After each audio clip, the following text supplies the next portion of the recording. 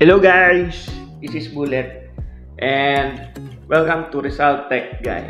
So meron tayong bagong segment ngayon. Ito yung tinatawag kong DIY, pero dalawa yung meaning, do it yourself or destroy it yourself. Dito sa episode natin ngayon, titignan ko kung maayos natin yung nasira kong cellphone.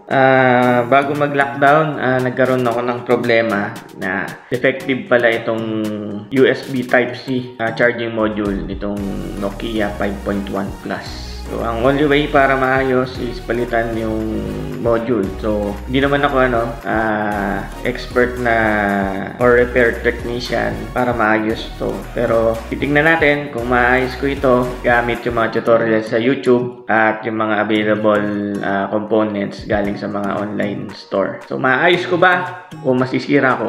Yun ang tanong. So, yung next video natin, tingnan natin kung mare-repair ko or masisira.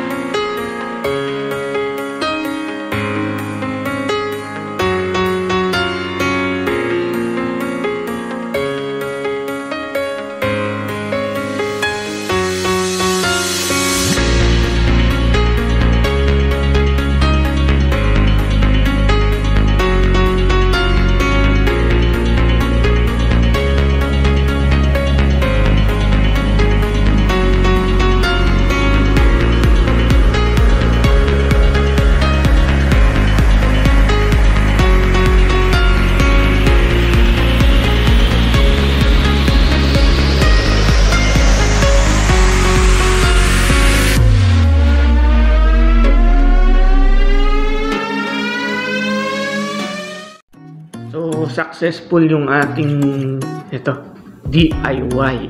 Okay? Kung makikita nyo, dyan yung mascot natin, si Paxiu. Okay? So, successful. Yan. So, thank you dun sa tech vlog ni Englishin natin. I would like to thank ESC Bike for the tutorial on how to repair the charging port of Nokia 5.1 Plus. So, bro, thank you very much. I repaired my Nokia 5.1 Plus. Thank you. And para dun sa mga gustong mag-subscribe, I think he is from India. Lalagay ko sa description yung link. So, thank you for watching this video of Rizal Tech Guide, and kita-kits ulit sa mga next episode.